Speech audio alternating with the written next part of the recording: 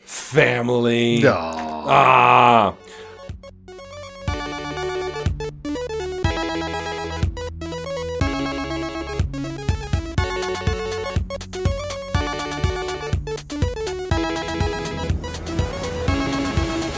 Hello and welcome to the Games of Menace podcast. I'm Brent. I'm here with my friend Kirk. Say hi, Kirk. Hi, Kirk. And as always, we're joined by our good friend Benny. Say hi, Benny.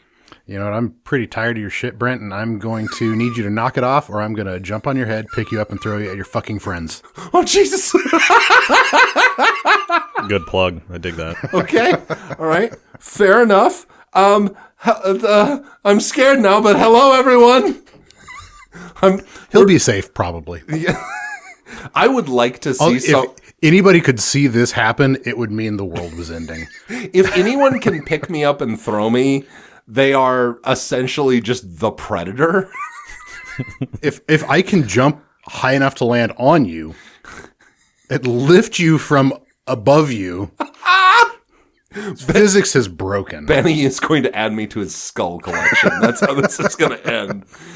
Well, welcome back. Welcome back to the garage. It is a pleasant 60-ish degrees in here, and I am drinking a cranberry apple cinnamon hard seltzer, and it's a good time. It's a good day here in the garage. Kirk, what do you have over there? What are you drinking? I got a Jack Daniel's Down Home Punch. I felt like being trashy today. You have succeeded in externalizing that trashiness so that we can all see it, because goddamn, dude. Yeah.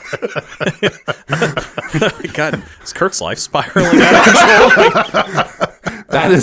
That is a 64-ounce cry for help right there is what that is. I don't know. That's a 64-ounce declaration that he doesn't need any fucking help. That's true.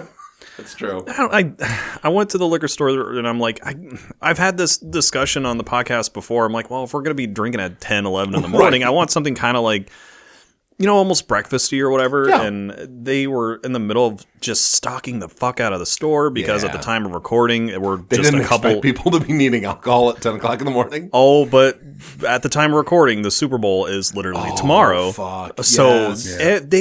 There was pallets and shit just everywhere, and everything was crowded. And I open up the thing, and I'm like, oh, that sounds like, because it has like a pink top and whatever. Right. I'm like, oh, that kind of seems Paloma-y. Yeah. So I grabbed that, thinking it was going to be like some sort of Paloma. It is not. No.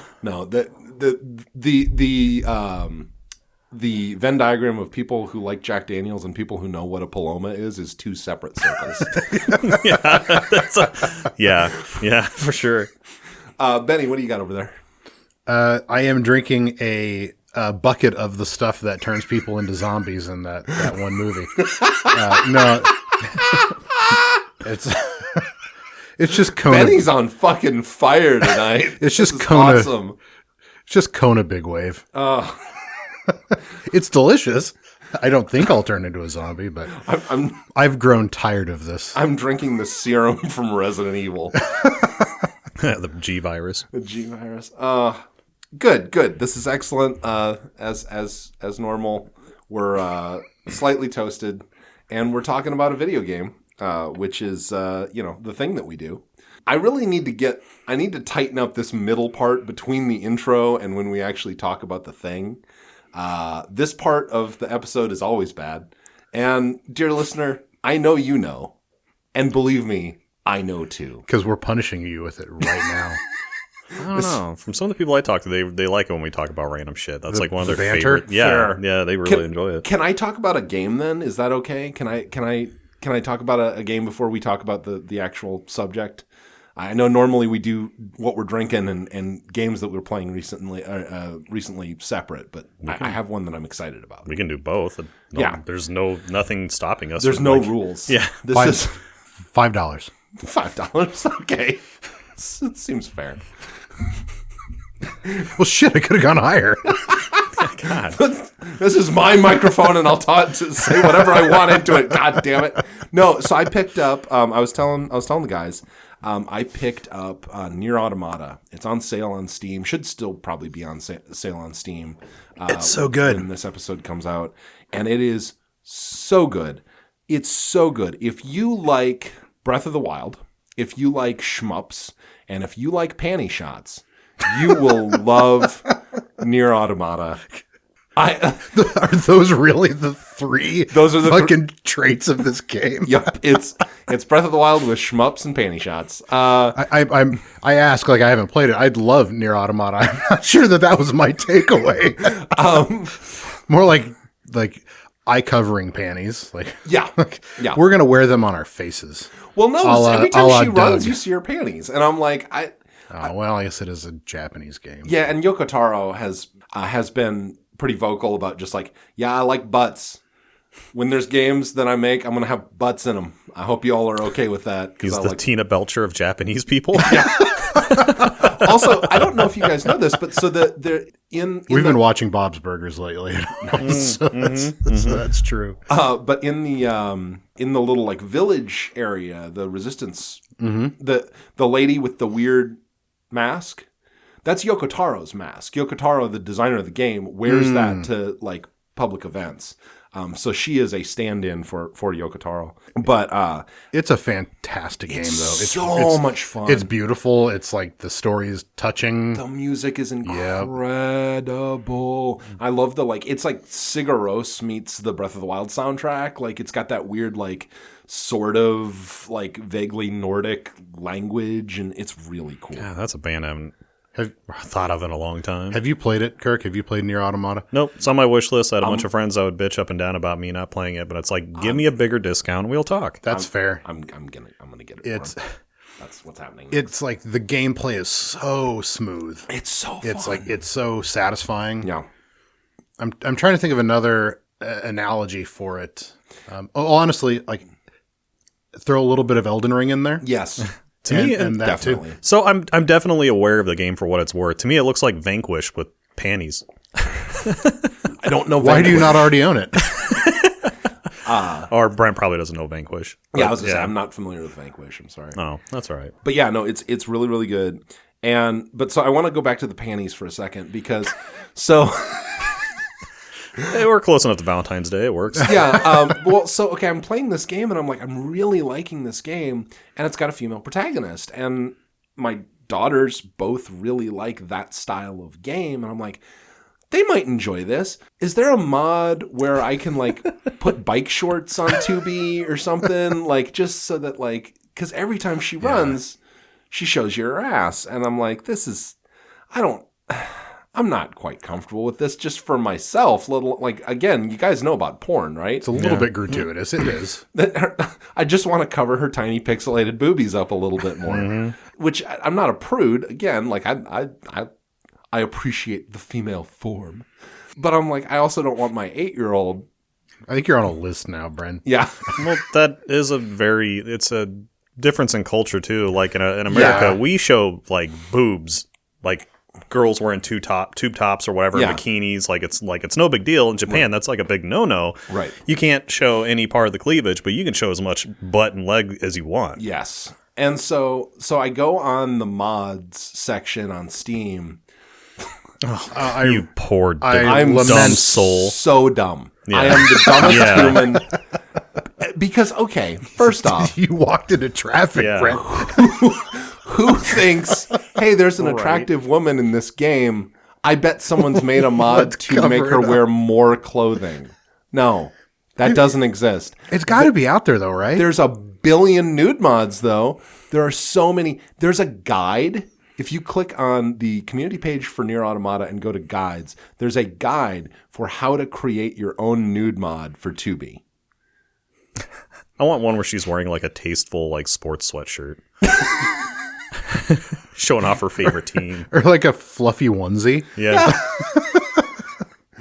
Or like a prospector onesie with like the butt flap. Yeah, the escape hatch. I want her to be wearing a full, I love the escape hatch. A full head to toe Easter Bunny costume, and I will not be taking any questions. But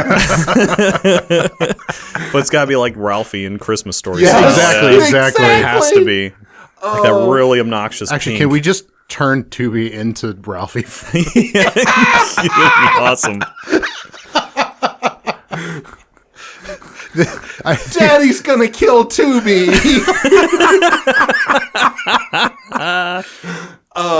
think we just generated the top ranked mod on for Nier Automata. Oh, no one watches this show. Are you fucking?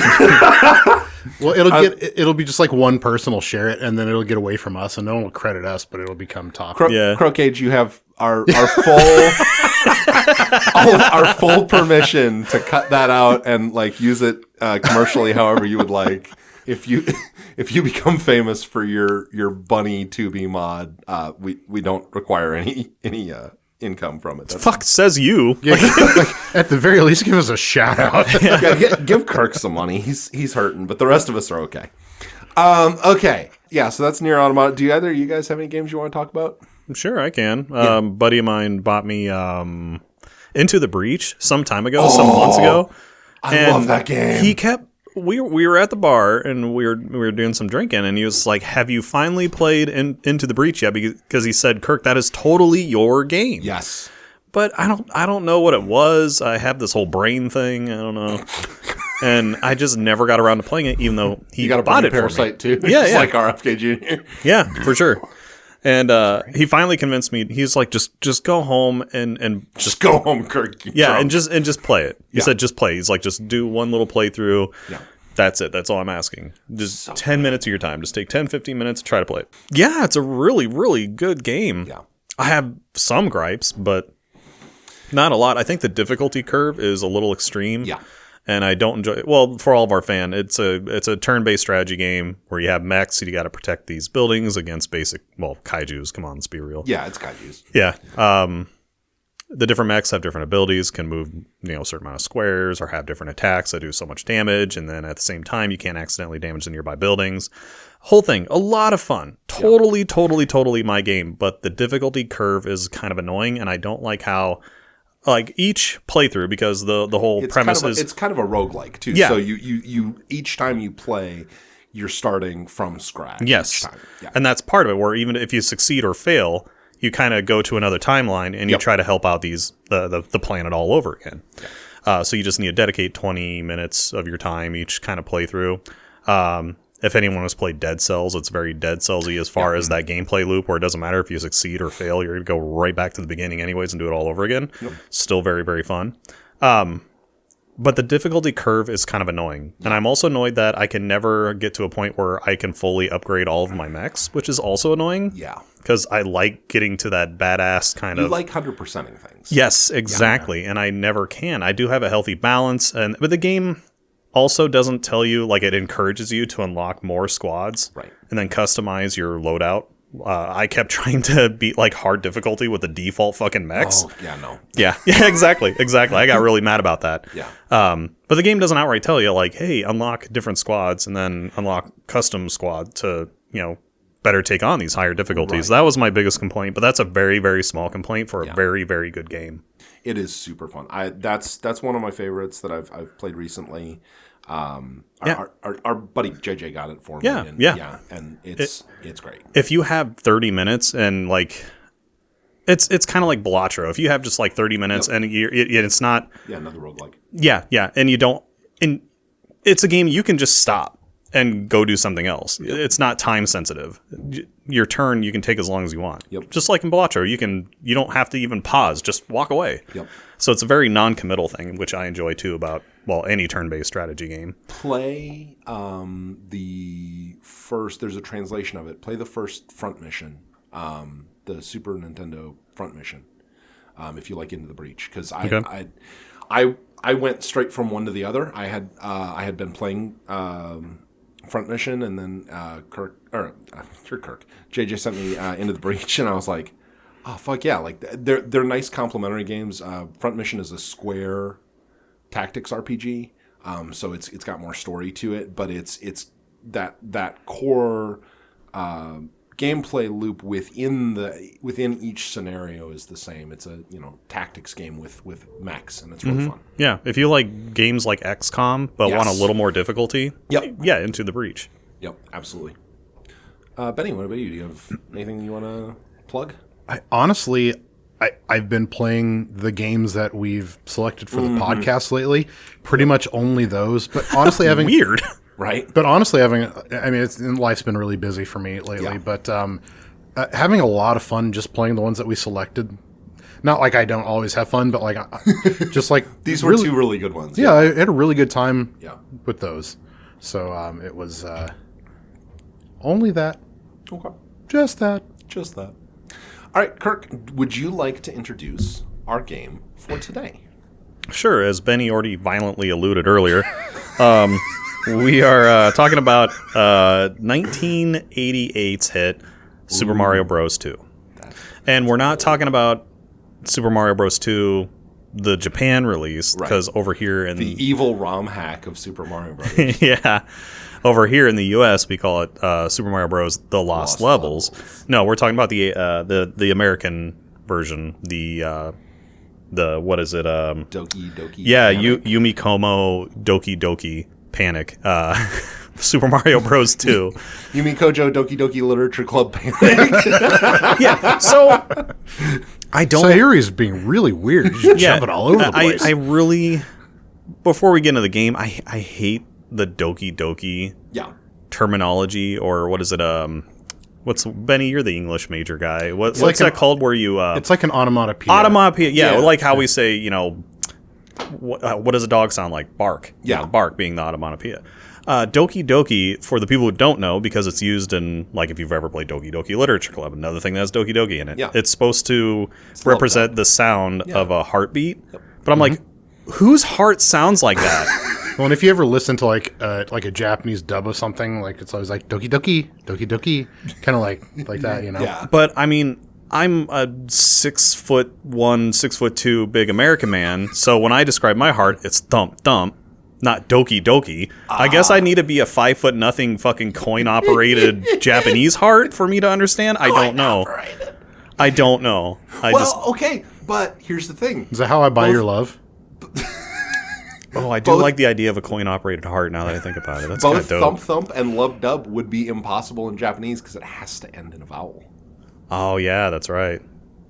So it would be thumpu thumpu. That would be the anglicization of it for sure. Yeah, or labu dabu. I kind of like that one because that sounds cute as hell. Like, come on now. Labu Dabu sounds awesome. Labu Dabu is a Pokemon. I'm sorry. Still sounds awesome. Yeah. Labu Dabu is a terrifying Pokemon that just looks like a heart with like a tail. Just like bleeding everywhere. Yeah. There's a trail everywhere it goes. I choose you, Labu Dabu. Oh, it died. Oh, man. Isn't that a massive coronary? So, Doki Doki is a massive coronary. Yeah. Okay. Yeah, like, but if someone was like, stupid. Oh, what's the heart sound like? Doki Doki. I'd be like, you need to go to the hospital immediately. Do you smell toast? Yeah. Oh, but anyways, yes, Super Mario Bros. 2. It's over here in America. It was they took a game that that already existed over there and just swapped out the sprites for Mario characters and gave it kind of a Mario-esque story, which they don't tell you really anywhere in the game. No. Like, when I looked up this game, the Dream World has a name, but they never really tell you that in the game. You're just kind of select your player, go. They do have like that really cute kind of prologue kind of deal. Yeah. But it still doesn't explain a lot. No. Yeah. Yeah. Did anyone here know that the Dream World is called Subcon? No. I mean, I'm guessing it's short for subconscious, but because the entire thing is Mario's dreaming. Wait, is this a Link's Awakening situation? Is Mario dreaming? See? Yes, he is. In the game, Mario is dreaming this entire thing. Oh, wait. Like, even when you beat the final boss at the end, spoiler alert, it goes through like all of the different characters. That's right, because he does. And then he wakes up going on? And kind of looks around, and then he goes back to sleep.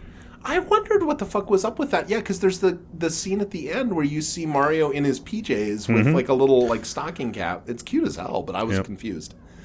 Mostly because I did the fucking impatient, 14-year-old boy thing and just like clicked through every like attempt to tell me what the fuck was going on, and I'm like, I don't understand. Yeah. So you went impatient for this game? Yeah. Now I like this game also introduced the Bomb-Omb for the first time. Yes. Which is great. So this game has... I still need to rebuy my Sex Bomb. t-shirt. Sex bomb t-shirt. The boy has one, and I'm like, he's so stylish. I fucking hate him. He's got an awesome shirt. Why is he cooler than me? So the game. Was there something else you were going to say, Brent? Oh, I was just going to say, like, this game introduces all of my favorite Mario bad guys. And so it makes me kind of confused and sad that it sort of is and sort of isn't a mainline Mario game. Yes, that is very true. But this game still has a permanent influence on the Mario games as a whole, like picking things up out of the ground, etc. Yep. Those are still staples. Shy Guys. Yeah. Birdo being like an actual staple character now. Yeah. I don't have confusing feelings about Birdo at all. That trumpet looks like it could be fun. That's all I'm saying. Wasn't Birdo technically like the first trans character in a game? I think so. Because of the bow? But it was supposed to be so. a dude, but it wore like a pink bow on its head? Who cares? It was like a Miss Pac-Man. Like, yeah. But if Miss Pac-Man were secretly a dude... Yeah. And then, they got rid of DEI or whatever. And the chicken final fight. Yeah, shut the fuck up, Kirk. You're not allowed to say that anymore. Oh, shit, that's right. Oh, yeah. All that's getting cut. No. But yeah, anyway, sorry. So you make Koji Dogi Dogi Panic, and then they turn it into Mario 2. Yep. And it does deviate pretty heavily from what you were back in the day expecting from a Mario game. Yep. This one's different because it has a lot of vertical platforming. Like, instead of going the stereotypical left to right, not only could you go to the left and continue to run backwards, you could also go vertical. Yeah. Well, depending on the stage, if you were supposed to go vertical or not, or fall from a high vine because you have to climb up vines or jump on clouds or whatever. You can fall back down to the screen below you. Yeah. And it does like that Link's Awakening kind of screen transition, which it's always funny. Or like that Mega Man jumping into the final boss thing, how the whole screen kind of moves shift to a whole. I really dig that. But this game was at least here, us dumb Americans didn't really notice that huge of a difference. We just thought, oh, it's the second game, so they wanted to be different. They didn't want to just continue it on. And that was kind of a thing in the NES era. I mean, like, Zelda 2 is very different than Zelda 1. Castlevania 2 is very different than Castlevania 2. So I think at the time especially, there were a lot of us that were kind of just going, yeah, okay, like the second one's different than the first one. Like, that expectation that all the games in a series would play pretty much the same, I don't think had been completely set yet. And I like the how there's pretty much no HUD in this game. Yeah. You had the little dots on the left that indicated your health. Yeah. But the game also had no time limit, which was also a big deviation away from Mario at the time. Yeah. Which I always hated those timers in old school Nintendo games because it didn't go by seconds. Yeah. Yep. Yeah, it's like based on clock speed, isn't it? Yeah, I mean, it was probably some multiplier of the internal clock for the system, but like probably didn't correspond to any normal interval, like a second or a whatever. And there really was no scorekeeping or anything like that. Actually, I think they're femtoseconds, which is how long Brent lasts. Oh, I'm sorry. Yeah, you're banned.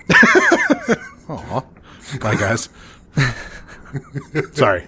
We're going on as a two-person podcast. My contribution to this episode has not been significant. I apologize. I disagree strongly. You've caused me to go into fits of convulsions at least twice. Sorry. Go ahead. Nothing. I was just gonna say there's basically no HUD, which is really nice. Yep. I think it makes the whole navigation a lot smoother and cleaner because it's not like Mario 3 if you've played Mario 3 where there's quite a lot of kind of HUD overload of information, which I get it needs to be there for the most part. I think some things they could have removed, but Mario 2, it was a very clean HUD. You had your health, that's it. And there was no score, there was no timer, there was nothing. It didn't even tell you how many lives you had left on the general HUD. Yeah, I mean, we're used to modern games where like the HUDs are generally overwhelming and loaded with, I mean, until you accustom yourself to or acclimate yourself to the game, there is a lot of information. But I liked the ability to be and it's more immersive. I mean, sure, the what are we talking about, 16-bit here? 8.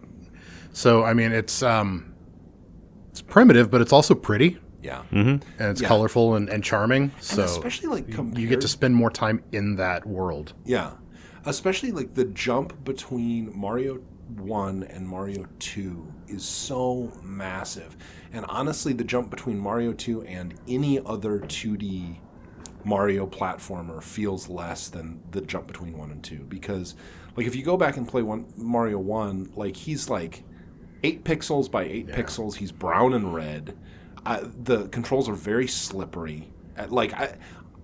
Super Mario Brothers, the first one on the NES, feels more like Adventure Island or any of these early platformers. And Super Mario Brothers 2 feels like the start, weirdly, despite it being, kind of a conversion, which we can talk about that because I think that gets overblown because it was the Mario team that made this game. Like it was Miyamoto and Koji Kondo and like the same team made Yumikojo Doki Panic as made Super Mario Brothers. So like, and they even kind of intended to make a Mario-like game when they set out. So it isn't a Mario game from its inception. But anyway, my point being, it feels like such a huge leap from the first one. And I feel like, to me, Mario platformers kind of start here. Yeah. They really gave each individual character their own, skill set and kind of personality. Yeah. Because Mario and Luigi were exactly the same, just a different color in the first game. And it wasn't until this game. Yeah. I mean, they kind of revert back to it in the third game where Mario and Luigi were just color palette swap. Yeah. But this one, you see Luigi being the taller, lankier character that people know him as today. He's not the roundy, short, squatty Mario. Like Luigi in Mario 2, this game, he starts to get his own character, essentially, without just being a color palette swap. And they control very differently from one another. Oh, yes. Honestly, each character had their own different skills, because Mario was like kind of the balanced, default kind of character. Luigi had that really weird jump that was kind of unwieldy. Yeah. Toad could... flailing. Yeah, Toad I think could just like run fast and pick things up faster, but he couldn't like jump as high. And then honestly, the best character is the princess. Yeah, who could float. I abused the shit out of that. I'd skip entire sections of levels just being able to float to a higher platform, so I don't have to go into a door, go to this other section, and then come out. Like I could already just leap up to where that door exits. It was. I need to go back and replay this game as the princess because I don't know that I've ever played as her. Okay, well, to preface, these guys needed to go to the gas station and get some alcohol before we recorded, and the whole whopping 5 minutes that they were gone, I had gone from level 1 to 6, and the whopping 5 minutes they were gone because I used princess. There you go. And I'm not a fool. So yes, go back and play it, and you'll be like, oh shit, I could just leap over this sumbitch. Who cares? I think this will probably wind up factoring in when we talk about difficulty because it's kind of like Mario World with the cape. Like once you get the cape, it's like, oh, this game is kind of a speedrunning game. It's ridiculously easy. But so what's like? Tell us like a little bit about your history with the game. Like when did you come to it, and like what's your relationship with it? So some of my earliest memories that I still have to this day, because I mean, you try to think back when you're 4, 5, 6 years old or whatever. Yeah. Your brain's still pudding.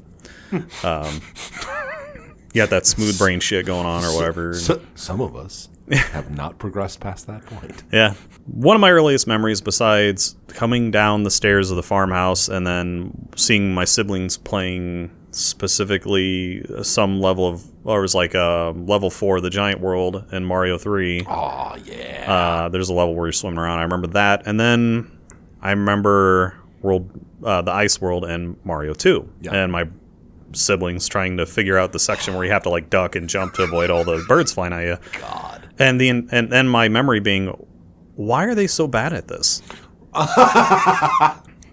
Because even as a small child, Kirk was like, "Get good, y'all."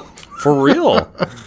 Like even using when you guys were gone getting booze, when I was down there, even using the arcade like joystick. Yeah. I had my brain was just muscle memory. Yeah. I've still retained that for all the years. Just the easy dodge without getting hit. Like So even at a younger age, watching my idiot siblings play this who are much older than me, it's like, why do you suck at this?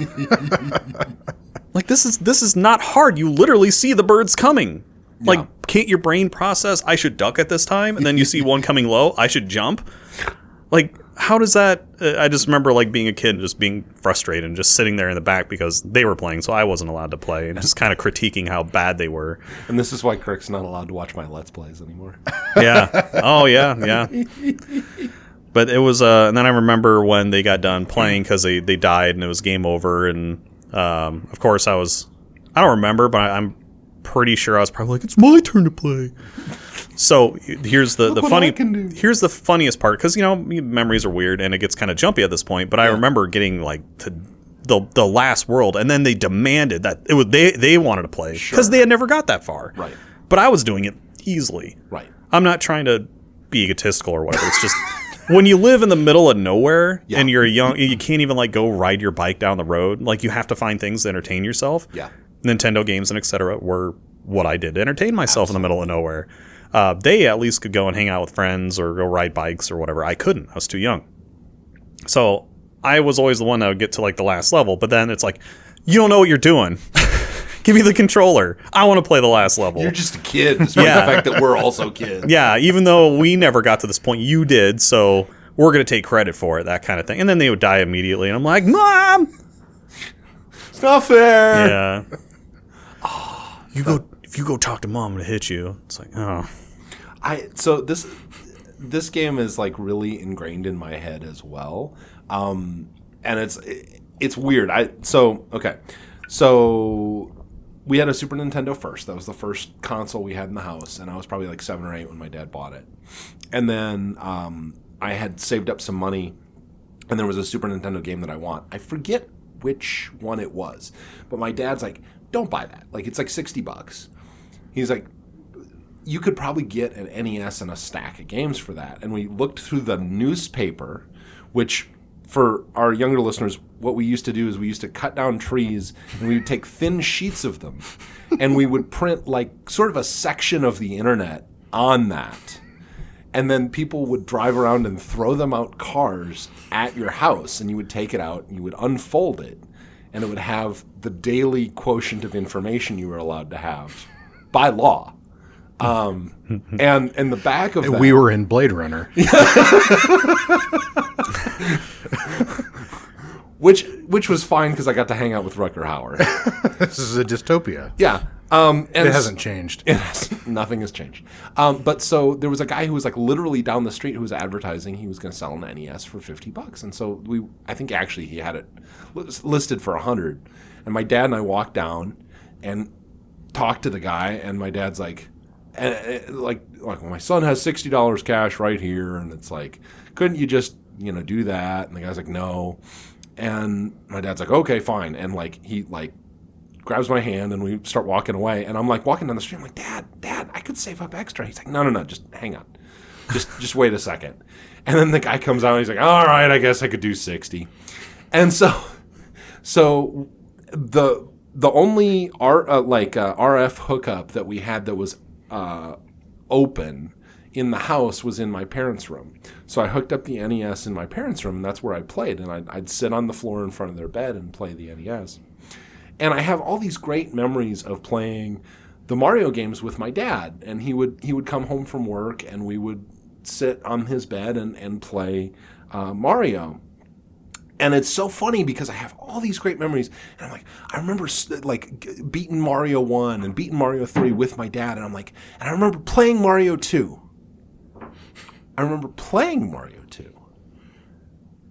Why did we never finish Mario 2? And then this week, I found out. Because Mario 2 is fucking brutal when you play it as Mario. Oh, yeah. It is such a hard game. I never play as Mario in that game ever. Like I say, I will definitely be replaying it as Princess Peach. Yeah. To float, just press jump and hold. That's awesome. And you get to float for like a solid, I think, like 2-3 seconds. Yeah. It's a pretty good drift. Yeah. Yeah, I mean, the density of enemies like the layouts, the layouts of the levels are brilliant. Yes. I mean, they're really clever. They're really creative. They're designed to funnel you into falling for your own worst instincts and then having to bail yourself out of things. And I kind of love that, even though it's hard, I love that about it. Yes, definitely.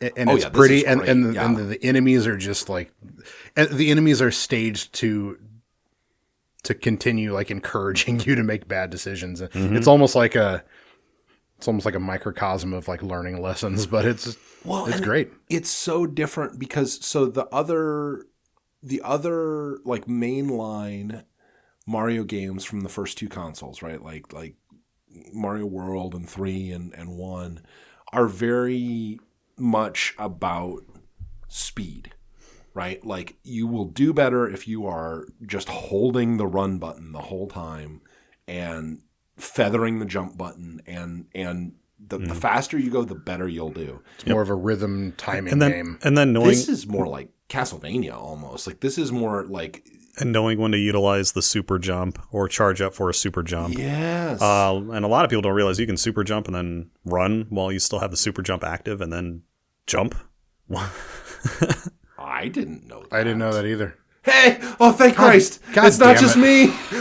Okay, so this You guys are my siblings, I guess. And why are you so bad at these games? okay, so this leads me to something that I wanted to talk about actually, because like, so it's funny. Like Brent talks about like not being good at shooters or like not being like first and I have, Or games generally. and I've been, I know, but you're a good platform gamer for the most part. Thank you. And I am terrible at platformers, but pretty good at shooters. And like, give me a third dimension, and my brain works really well. Like I'm good at flight sims and stuff like that. Okay. But I fucking hate Kirk because he's good at everything. He's handsome and he accomplishes things, and I want him to fucking die. And Me he's too, in buddy. shape. Me too. You're a piece of shit. Stop succeeding in life. Well, I haven't been in the gym in like 3 weeks. That's kind of a bummer. Yeah. But I mean, this game is hard. I do feel like I'm approaching the singularity within my own brain for like maybe having like because I've had to play some platformers and like and kind of opening myself up to that again since like realistically for the first time since I was a kid. Yeah. For the podcast. Make him play Super Meat Boy. I'm finally Super Meat. Don't put that evil on him. It's such a beautiful game though. It's like, so much fun. I've watched Let's Plays and like some. I've watched lots of content of it. I am sure one of these days I will get to Super Meat Boy because it's like in the lexicon and it's influenced like the zeitgeist of gaming. Yeah. There's two big $5 words for you. If you want to play a super reason. hard platformer, though, play Celeste because it's got a story. That one's really pretty too. I've got a couple in my library and on my wish lists for some stuff that I'm going to pick up. But I feel like sorry, I know I'm kind of going on a tangent here, but I'm getting close to, I think, a place where like the kinds of stuff you're talking about, Kirk, like you're that instinctive, like my brain doesn't work exactly that way. Like thinking about like how to react to specific incoming things on that like 2D plane. I don't know why. I guess I have the brain worms, but I'm getting better at it. Stop eating roadkill, Benny. Benny called me handsome. But yeah, but I make redneck sushi with it. Oh no! We finally found out who killed that bear cub. Jesus, No. Benny all along. But no, I had a lot of fun with this one, even though it is hard. Yeah.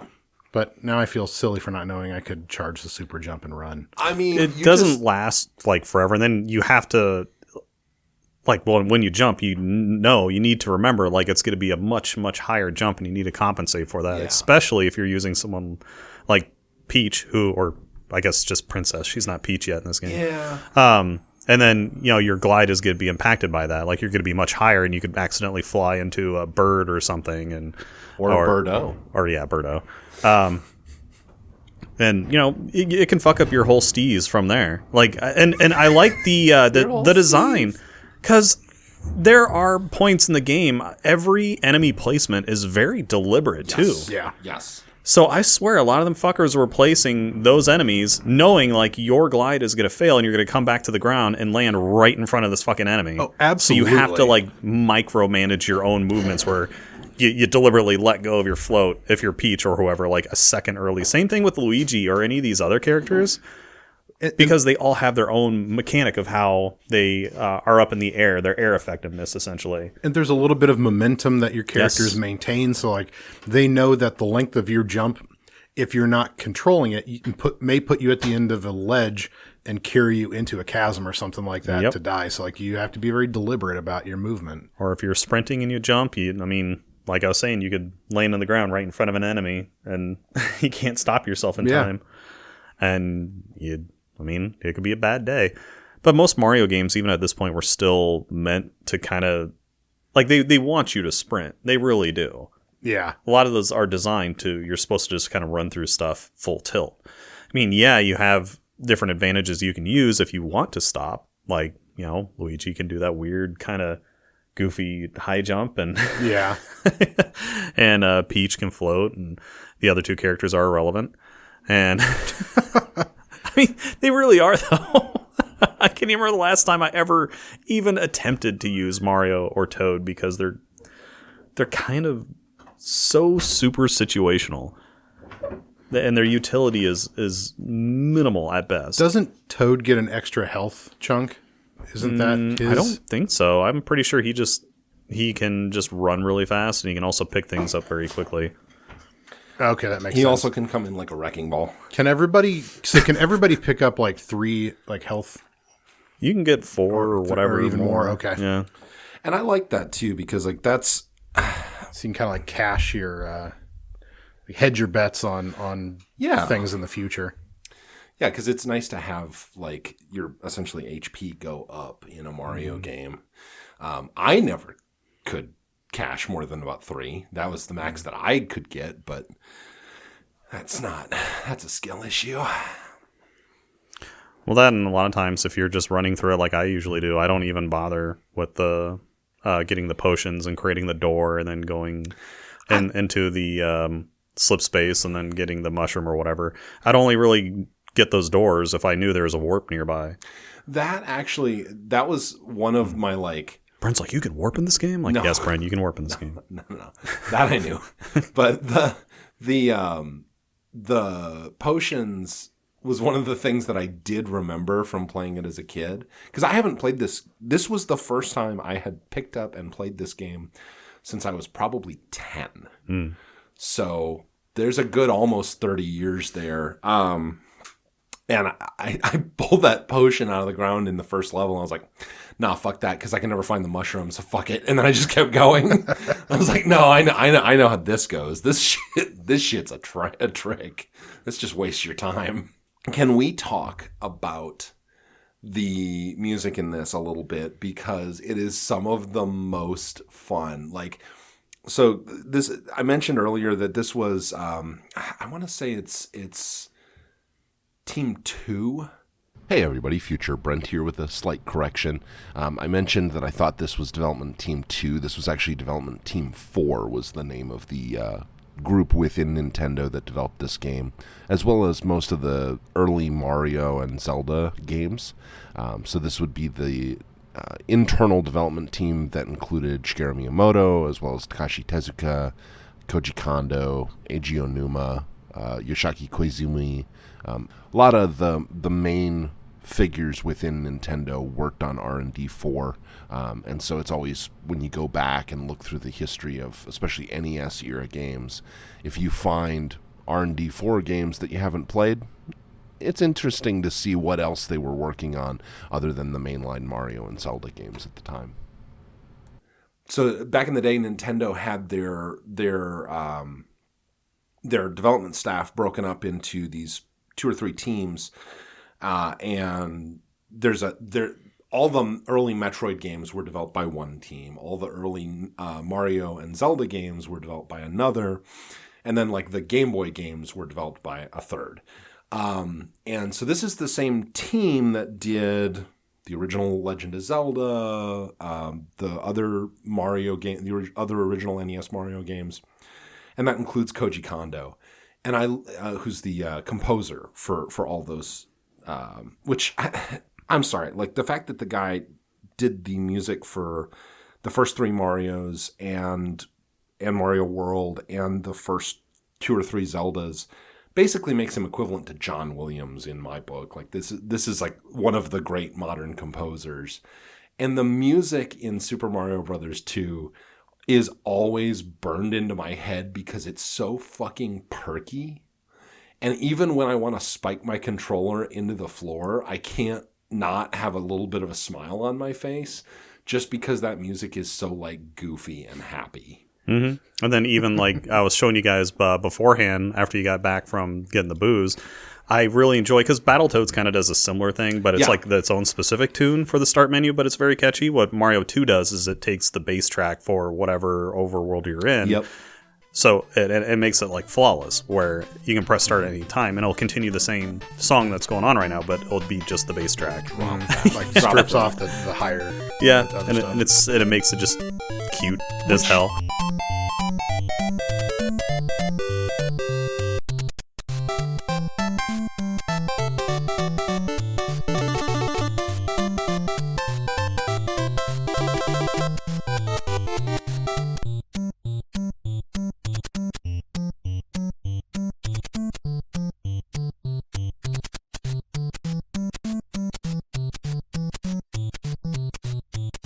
That's the thing. That's the same trick that Kondo played in Super Mario World 2 with Yoshi, where when you jump on Yoshi, it plays the same track, but it adds an additional percussion layer. Mm-hmm.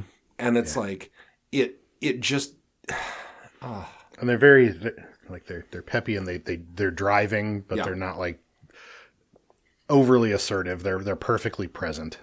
Yeah, it's so good, and it makes me so happy. And I know a lot of that's nostalgia, and nostalgia is something we talk a lot about on this podcast.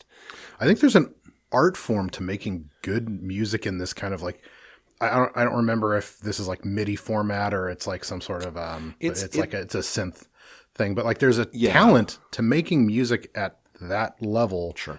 Good. Yeah. Chiptunes are their own art form, and it's so funny and sometimes sad when you hear like orchestrated versions of chiptunes and you're like, this actually isn't as good. Like this has lost something. Like I recently played, and I mentioned on the podcast, I recently played Ys the Oath and Falgana, which is a remake for the PSP of Ys Wanderers from Ys, which was on the Super Nintendo. And Wanderers from Ys has this chiptune soundtrack that's really cool and really good and is based on work that the composer for Streets of Rage did on the first Ys. Doesn't matter. We name dropped him on the Streets of Rage episode. He's great. We talk about things and then my brain immediately abandons them to make room for other things because I have like 64 kilobytes of memory. Yeah, exactly. I'm basically an Apple II. And so, but so the PSP remake of this game did like but they did like a metal rock interpretation, like with down-tuned guitars and I was like, this is cool, I guess, but it's like, it's a very different vibe. I mean, I'm like basically Link running around and then there's like Pantera playing in the background. It's really fucking weird, guys. like, yeah, there's an art form to that chiptune thing. And despite the fact that a lot of people kind of dismiss it as just bleeps and bloops, it does lose something in other forms. Well, even in more modern games, a lot of people complain about the Final Fantasy VII remake that's out because they take a lot of the same music and they've kind of redone it to fit a more modern aesthetic. But it doesn't sound the same for what it's worth. Yeah. Where one is supposed to have a particular mood and a particular sound, adding these extra guitar riffs or making it sound a little grungier really deviates from the original mood or the environment you were originally in at that time. And And it seems a little unnecessary. By that time, we have CD quality audio, and we have. We've got lossy audio, and it's not going to be. It's going to be compressed, so you don't have the full bit rate. But like, still, we've got full orchestral sound. Like, just bring it into bring that same sound into the. I guess why reinvent the wheel if you don't have to? Yeah, or at least I love good modern soundtracks in games. Yes, but me too. Or at least give us the option to revert to the original soundtrack, like a lot of the Resident Evil games have been doing, or the remakes. Yes. They let you move back to the original soundtrack if you want to. Yeah, actually, I should say this. Credit where credit's due. The game that I was just mentioning, Oath and Felghana, does actually do that. It has the original 8-bit.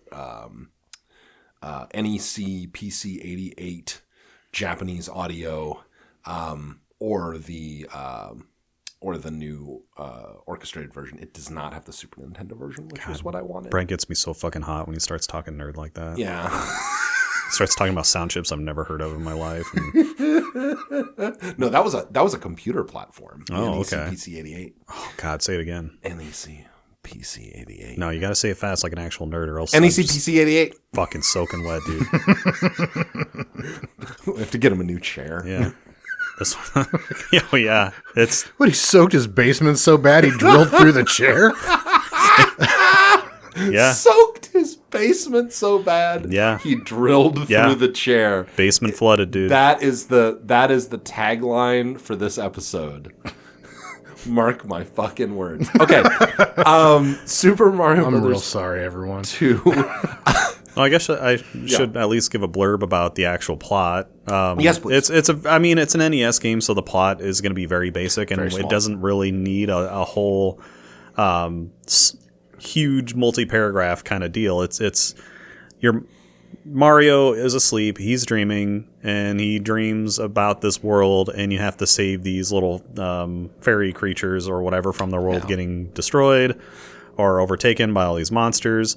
And the big bad is Wart, who does make reappearances in other various Mario games, which is pretty cool. Yes, he does. But yeah, that's it. You're going through these levels and defeating various bosses. Usually it's Birdo, but there could be a special boss from time to time. I like that weird, rad mouse. You know what I mean? With the sunglasses, the 90s. Oh god, he's so funny, and I love his spastic little movements. Oh, it's so fucking cool. But and then he has that doggy yelp sound when he gets hurt. Because he's the only character who makes that sound. It's so good. It's like he has a specific damage sound just for him. It's like it's a really sad kind of almost dog kicky kind of sound. It's really it does make you sound. Yeah. It does make you feel kind of bad that you heard him. Yeah. And I think Wart makes the same sound. Like they reused it at least for him. And at the end, when you kill him, he goes rrr, rrr, rrr. Like they just keep replaying the same sound bite. I'm like, is someone just hauling off and beating the shit out of their dog for their shitty life or something? Like, man, damn. Yeah, those are the thoughts I have in my head. It's a scary place up here. Oh yeah.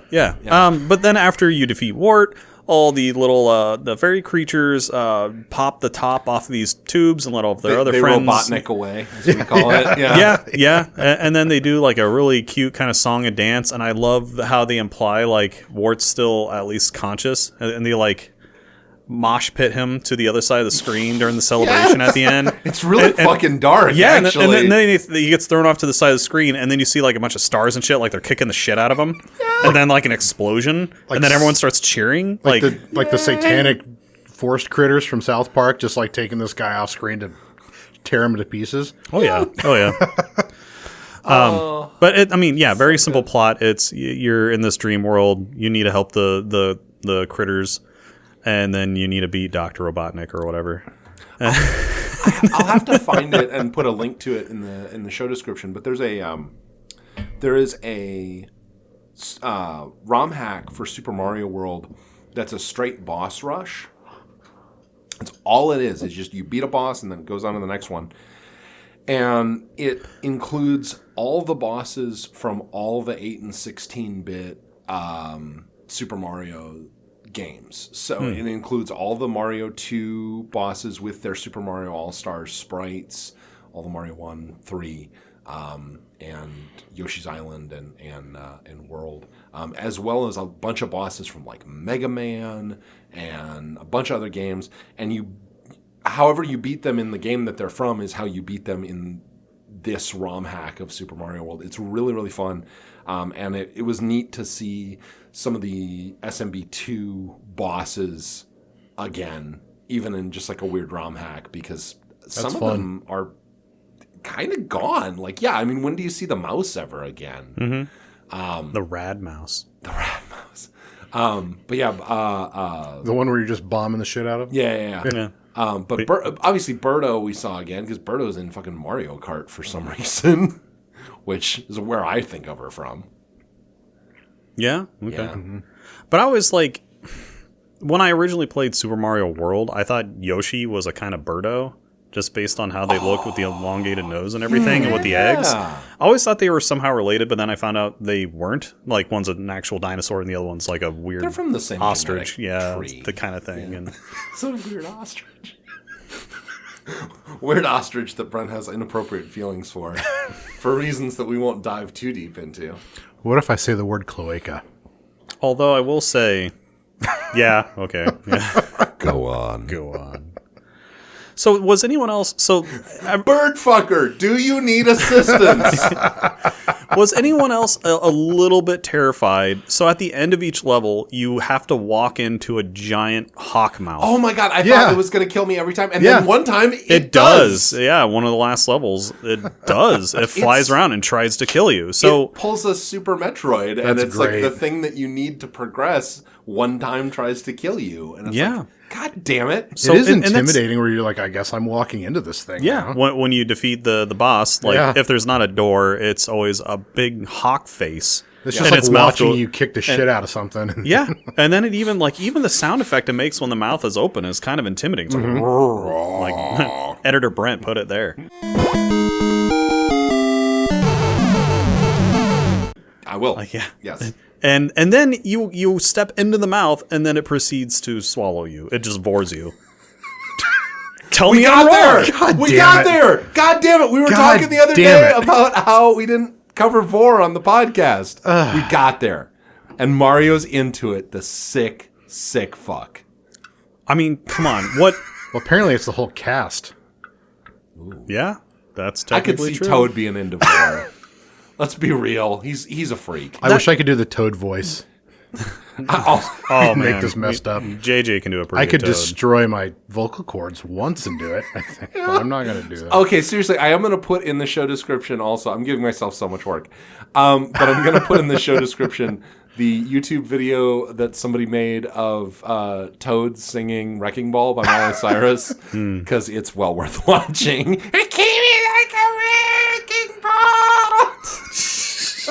That was actually you don't need good, to put the YouTube cut in now. He's perfect. Thank you. Nailed it. First time. Impeccable.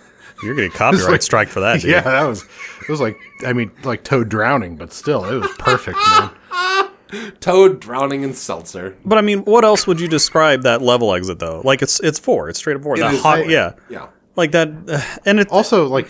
But it's the opportunity to make a hawk butt on the intro to the next level. Can we just talk about that whole mechanic? Because, okay, so what you do is you throw eggs at a character who's blowing them out of her trunk. His trunk, their trunk. There. Let's be linguistically correct. Yeah. Blowing eggs at you out of their trunk. You throw it back at them until they die, and then an eye pops out of their stomach. You pick it up, it disappears, and then a hawk's mouth opens, and you walk inside, and then it swallows you. That is the end. And then you get transitioned to a fucking a casino jackpot machine, a slot machine, immediately after being vored by this bird. Yeah. I take it back. Birdo also does. With its own children. I don't know if it's every Birdo, but when you do the final hit, it will do the that dog kick yelp sound when you do the final. I like the different color birdos that shoot fire at you periodically too. There's ones that just will straight up, that's all they shoot at you is just fire. And then you've got to go find the mushrooms to pick up and throw at them. Yeah, the blocks. Yeah, Yeah. The mushroom shaped chairs. I don't know what they're supposed to be. Oh yeah, if you're good enough, if you tap B fast. Wish all I did was tap B. But if you tap B quick enough, you can just continuously pick up and drop the block, like right next to a birdo. And those are often the easiest birdos to kill. Birdos, B. we did it. Podcast over. We got Vor and tapping B. Like, Okay. great. Yes. Sorry, go ahead. Yeah, but some of those where you have to throw the actual mushroom blocks or whatever, those are often the easiest birdos if you can tap B quick enough, because you're just picking it up and dropping it over and over again. About the easy birdos. Well, and quickly tapping the B. Yeah. Just real quick before lunch, one time. Come on. Don't tap B on an empty stomach, Brent. That's true. No. Okay, hey. If you haven't heard, it's sex first, then burritos. Don't do that shit the other way around. Oh, stop with this foreplay, guys. I'm getting a little torqued over here. Sex first, He's a little torqued. then burritos. Don't do that shit the other way around. My pants got smaller. Oh. Well, we've officially gone off the rails. I mean, Well, there was no rail left. This is just a train plummeting into a gorge. it's like that episode of Top Gear where they push his car off the side of the fucking The cliff. Yeah. cliff. What's that? The back, yeah, it's like in the background, like fucking pushing it into a quarry. I love that. Our podcast. Okay. Okay. I'm sorry. I keep interrupting you. Kirk, do you have other thoughts that you would like to cover about Super Mario Brothers 2? This game, Mario game in specific, has a lot of tunes that live rent free in my head and will be there forever. And like you said, perky, that is the best way to describe a lot of the music in this game. Yeah. It's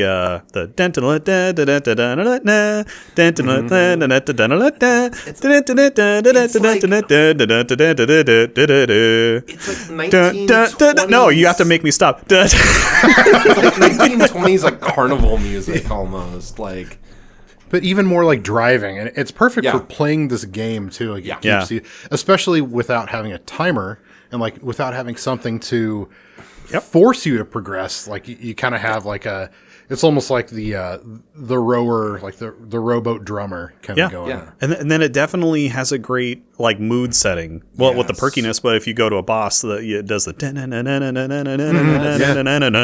well, and these games would be And it's ominous. Yeah, early which a lot of NES games just didn't do that. Would be so much weaker. These early Nintendo games would be so much weaker without Kondo's soundtracks.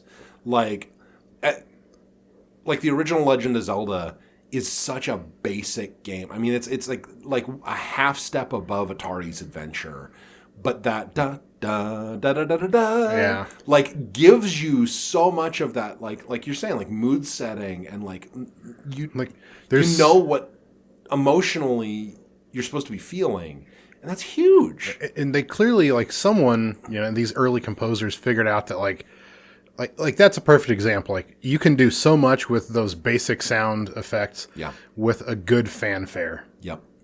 Yeah, hell yes. Yeah, I'm a music, as I'm sure our fan has discovered. I'm a music guy. Like, music is all media. The thing that I consume the most of is music. Video games is probably second, and so like. Penis being the third. Is penis a media? You can deliver something with it, yes. Okay. Then yeah, penis would be third. But yeah. So like you go to a fucking. I'm expecting to walk through the front door of your house and to like record the next podcast, and your wife just rears back and fucking slaps the shit out of me. No, I'm just thinking about like going to a museum and there's like look at these pastel oil on cardboard, and then the next one's like cheese and pepperoni on penis. inside Brent's mind, it's just a very nice museum with great music, and then also big glistening dicks. Yeah. Glistening. Yeah. I had to bump it up there. Shining in the morning sun. Mm-hmm. It's like that one behind your house.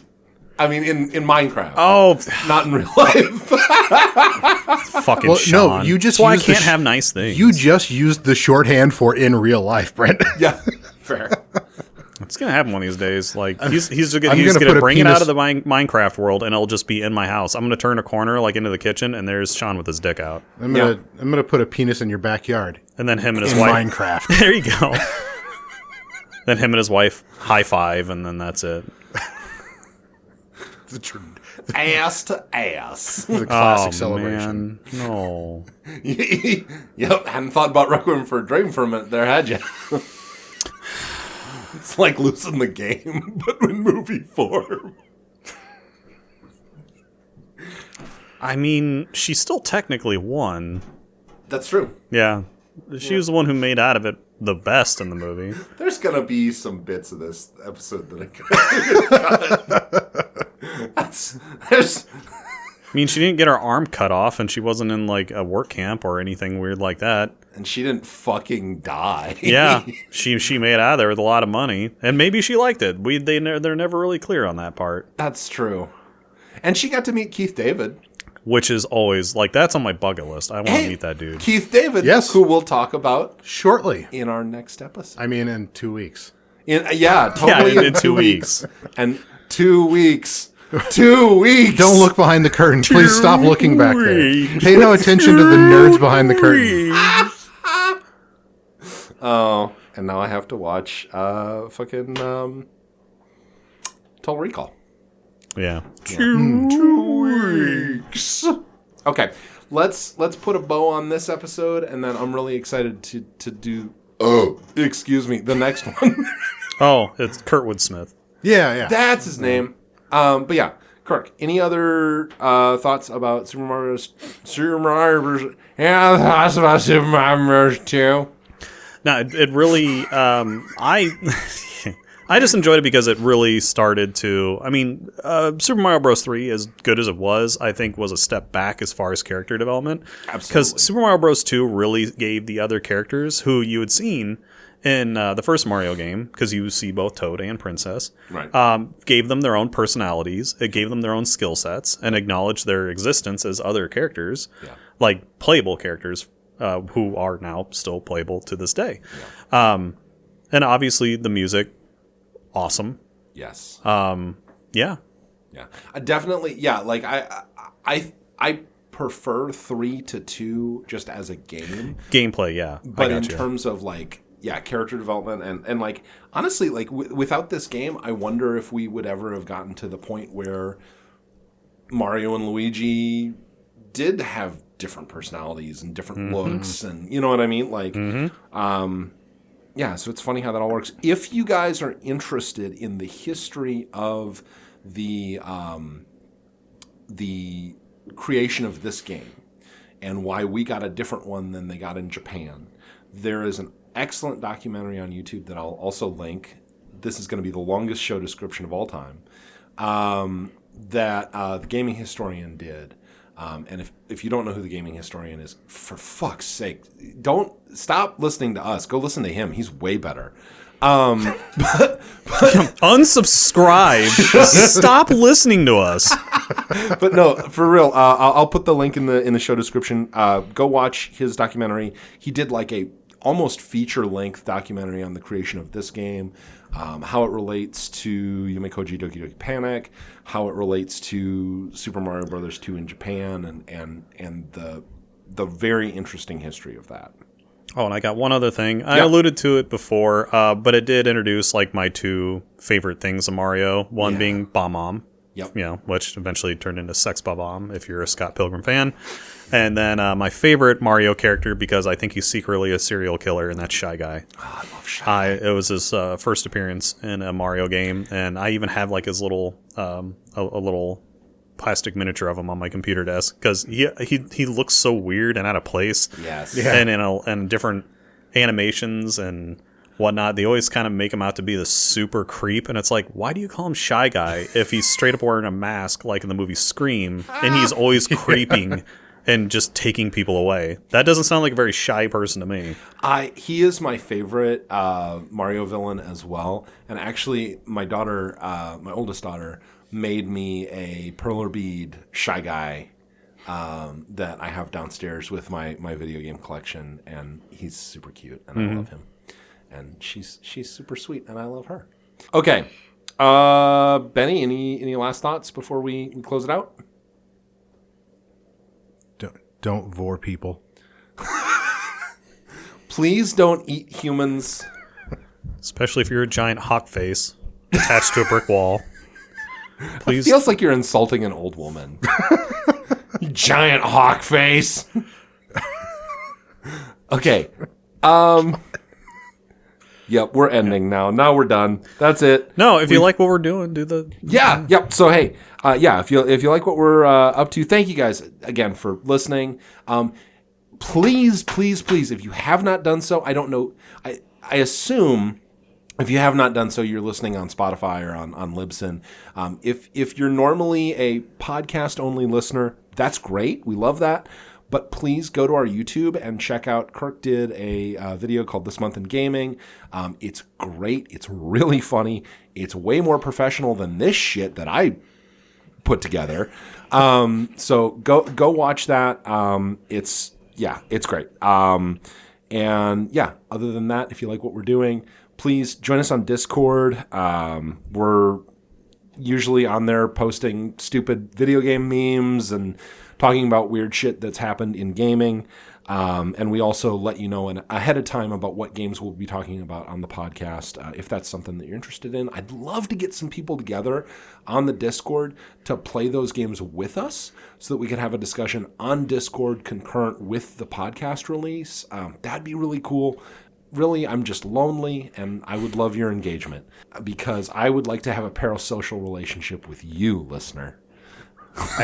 What we haven't told you is that, Jesus, Brent, what we haven't told you is that Brent's family, in big, giant air quotes, are just 3 stick figures made out of 2x4s in his basement. Yeah. And he's named them.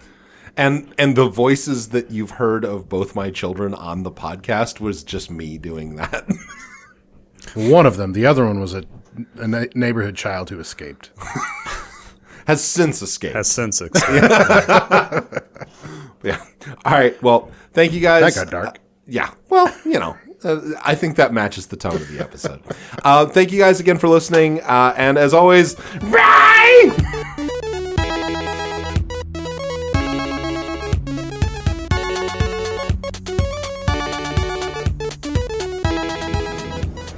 All right, let's fucking... Michael Ironsides is in that movie. I'll watch it too. I love him. He's so good. I had explained Starship Troopers. I was watching it with my wife, and we were she had never seen it before, and then I was just like, oh yeah, Michael Ironsides, and she's like, who? I'm like, sit down, we need to talk about this.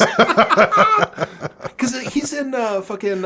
You should have waited till like she came home from the store. He's like in you're in a RoboCop chair too, and right? you're Yeah, like... or... he's the bad guy in the beginning of RoboCop. Mm-hmm. No. Yeah. No? That's Isn't that's it? I thought... Red Foreman. Oh shit, you're something right. Woodward. Yes. No, it's guy something like that. Yeah, but the guy from fucking that 70s show. That's right. Yeah. I thought it was Michael Ironsides. No, Michael Ironsides, yeah, he was in Total Recall, Starship Troopers. He's the voice of Sam Fisher. So he's also a video game voiceover artist. The dude is, especially 90s action movies, he was around quite a bit. He was in a bunch of shit. And he just had that voice and his look like he was going to fuck some shit up. That's why I always loved him. When you want a badass voice actor, you get a Canadian. That's what we've learned. This is true.